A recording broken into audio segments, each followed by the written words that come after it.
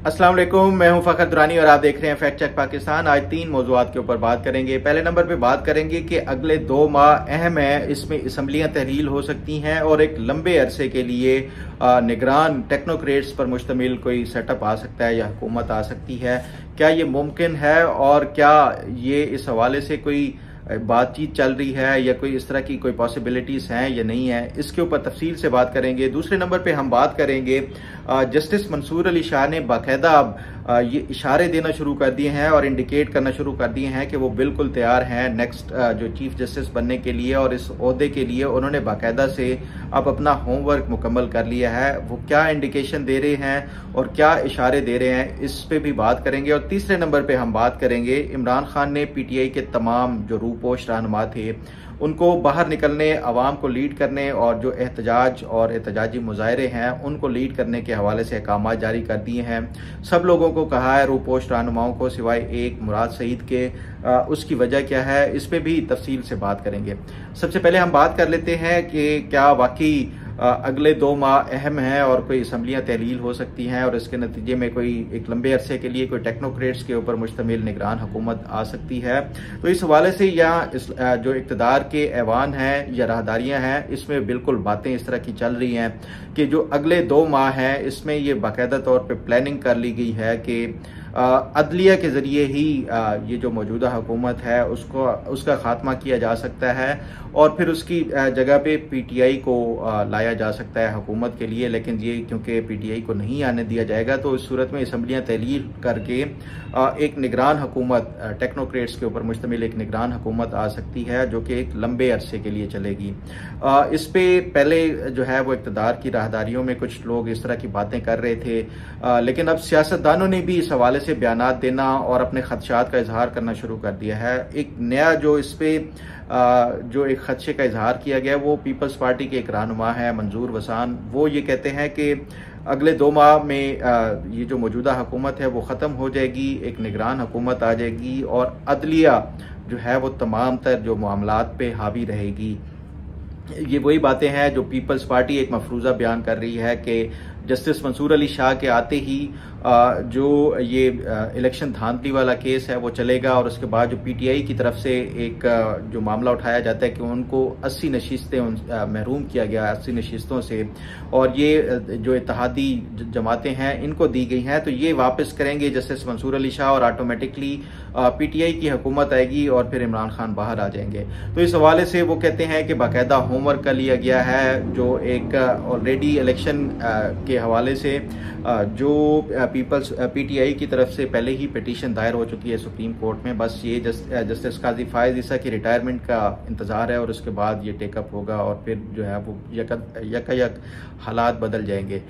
मैं ये समझता हूँ कि ये इतनी जल्दी पॉसिबल नहीं है कि ये इस तरह जो ये बातें चल रही हैं या जो लोग सरगोशियाँ और ये इस तरह के खदशात का इजहार कर रहे हैं। ये तो दुरुस्त बात है कि पाकिस्तान में जो सियासत है उसकी सुबह को कुछ होता है, शाम को कुछ होता है और किसी चीज़ का ये नहीं होता, इल्म नहीं होता कि सामने जो नज़र आ रहा है जो उसके पस पर्दा है वो क्या है। लेकिन उसके बावजूद भी अगर ग्राउंड रियलिटीज़ को देखा जाए तो ये मुमकिन नहीं है। उसकी एक रीज़न तो ये है कि ये जो इलेक्शन से रिलेटेड जितने भी मामलात हैं, जस्टिस मंसूर अली शाह भी चाहे जितने भी उसके हवाले से बातें की जाएं, लेकिन हमेशा उनका बतौर जज के, चाहे वो सुप्रीम कोर्ट के हों या उससे पहले लाहौर हाई कोर्ट के जज के तौर पे या चीफ जस्टिस के तौर पे, उनका कंडक्ट हमेशा से आइन और कानून के मुताबिक उनके चाहे फैसले हों वो भी पढ़ने के लायक होते हैं। तो वो कोई इस तरह का एडवेंचर मैं नहीं समझता कि वो करेंगे, ख़ास तौर पे वो भी उस सूरत में जब उनके ये जो खदशात थे कि शायद चीफ जस्टिस काजी फायद ईसा को एक्सटेंशन मिल जाएगी और उनका जो टेन्योर है वो नहीं आएगा बतौर चीफ जस्टिस के। जब ये नहीं होंगे खदशात तो मैं समझता हूँ कि वो बिल्कुल आइन और कानून के मुताबिक ही फैसले करेंगे, और जब आइन और कानून के मुताबिक फैसले होंगे तो उसके लिए फिर तरीकाकार वही है कि पहले इलेक्शन ट्रिब्यूनल में जो मामलात चल रहे हैं ऑलरेडी, जब तक वो फैसले नहीं होते तब तक वो सुप्रीम कोर्ट खुद जो है इसके ऊपर इंटरफेयर नहीं कर सकती और ना ही टेकअप करेगी इन मामलात को। तो इलेक्शन ट्रिब्यूनल में मामलात जो ऑलरेडी चल रहे हैं, जब तक वो कंक्लूड नहीं होंगे, उनके कोई फैसले नहीं आएंगे, तब तक मैं नहीं समझता कि चीफ जस्टिस मंसूर अली शाह के दौर में इस तरह का जो है वो कोई जुडिशल कोई एक्टिविज्म इस तरह ज़्यादा कोई दिखाई देगा, इनिशली एटलीस्ट। हाँ, बाद में कोई मामलात कुछ बिगड़ जाएं, ये एक और चीज़ हो सकती है। अदरवाइज इनिशली वो इसको स्मूथली ही सुप्रीम कोर्ट को वो किसी तनाज़ात में मैं नहीं समझता कि वो लेकर जाएंगे अदलिया को।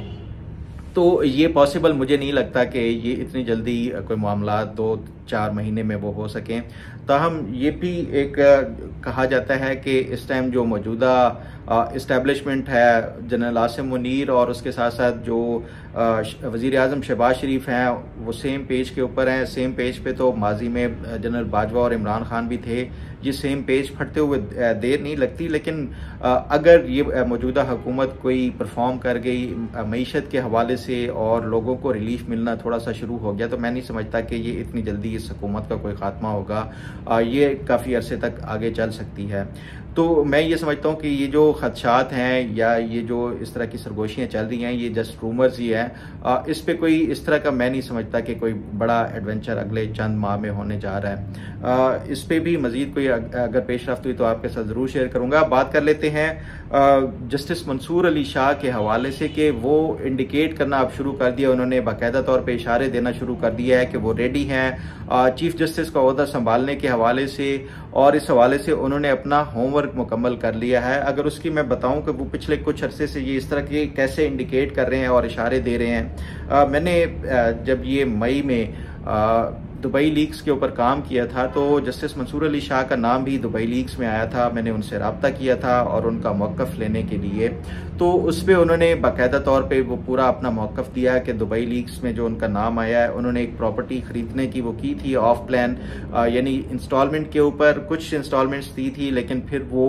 जो प्रोजेक्ट था वो जो अपार्टमेंट का, तो वो कंप्लीट ही नहीं हुआ था, इसलिए उसकी पोजीशन ही नहीं मिली उनको, इसलिए उन्होंने वो जो अपना इन्वेस्टमेंट थी वो उसको आगे मजीद वो नहीं किया, इसलिए उनके पास कोई वो प्रॉपर्टी नहीं है दुबई की। फिर उसके बाद उन्होंने ये बताया कि वो अपने जो तमाम तरह असासे हैं वो डिक्लेयर करने जा रहे हैं। आपको याद होगा जस्टिस काजी फायद ईसा ने जब चीफ जस्टिस बने थे तो उन्होंने चीफ जस्टिस बनने से पहले ही अपने मामलात को में शफाफियत दिखाने के लिए और जो तमाम तर उनके असासाजात थे वो उन्होंने सुप्रीम कोर्ट की वेबसाइट के ऊपर डिक्लेयर किए। तो उन्हीं को ही फॉलो करते हुए काजी फायद ईसा साहब को जस्टिस मंसूर अली शाह ने भी मई में या गालबन जून के शुरू में उन्होंने अपने तमाम तर जो एसेट्स थे वो सुप्रीम कोर्ट की वेबसाइट के ऊपर डिक्लेयर कर दिए। वो बता दिया कि उनके ये असासाजात हैं।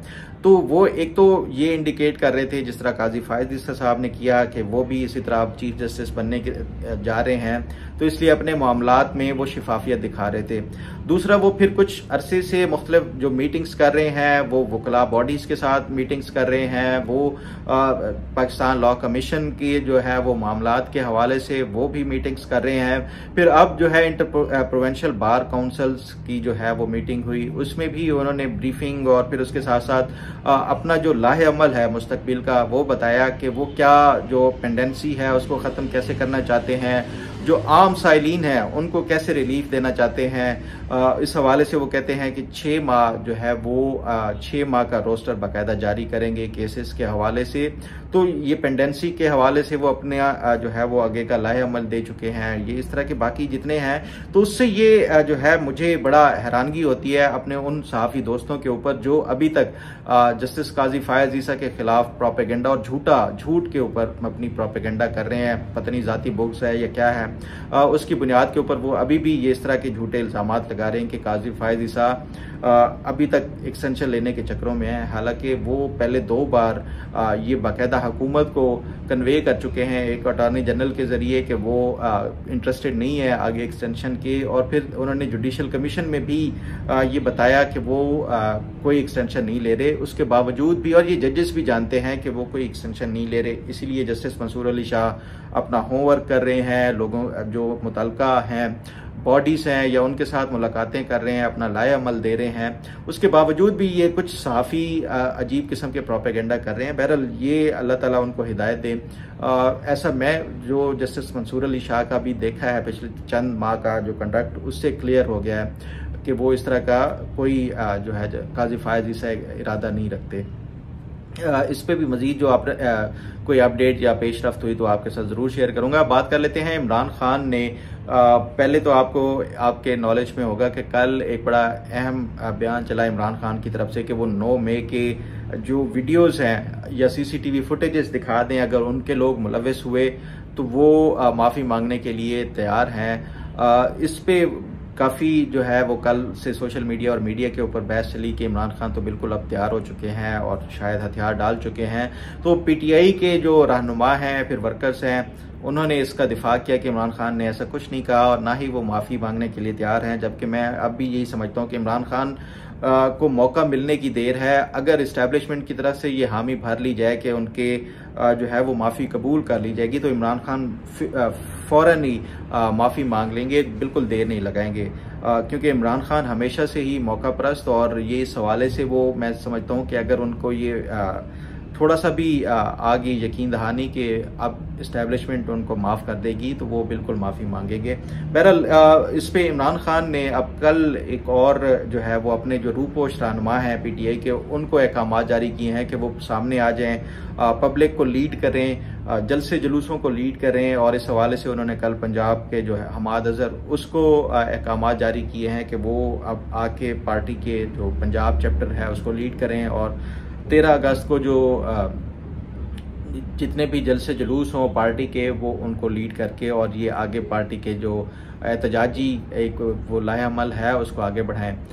इमरान खान तमाम रूपोश रहनुमाओं को जो है वो सामने आने का कह रहे हैं, लेकिन मुराद सईद को अभी तक उन्होंने ये अहकाम जारी नहीं किए। और इस हवाले से मैं पहले भी एक तफसीलन प्रोग्राम कर चुका हूँ कि जो पीटीआई के नेक्स्ट जानशीन हैं वो मुराद सईद हैं, और इमरान खान अभी कोई इस तरह का रिस्क मुराद सईद के हवाले से नहीं लेना चाहते कि वो सामने आए तो उनकी कोई जान को ख़तरा हो या फिर उनको गिरफ्तारी का ख़तरा हो। इसलिए मुराद सईद के अलावा वो तमाम तर जो पीटीआई के रहनुमा हैं उनको सामने आने का कह रहे हैं। और मुराद सईद तभी सामने आएगा जिस दिन इमरान खान रिहा होगा, और तब तक वो छुपा रहेगा। और छुपने का जो है वो मैं पहले कई दफ़ा बता चुका हूँ कि मुराद सईद का जो इमिग्रेशन रिकॉर्ड से मैंने चेक किया वो पाकिस्तान से उनकी एग्जिट का कोई रिकॉर्ड सामने नहीं आया, तो इसका मतलब है कि वो पाकिस्तान में ही कहीं रूपोश हैं। बहरहाल इस हवाले से भी मजीद कोई अपडेट और पेशरफ्त हुई तो आपके साथ ज़रूर शेयर करूँगा। उम्मीद है आपको आज का प्रोग्राम भी पसंद आएगा। अल्लाह ताला आपका हामी और नासिर हो। अल्लाह हाफ़िज़।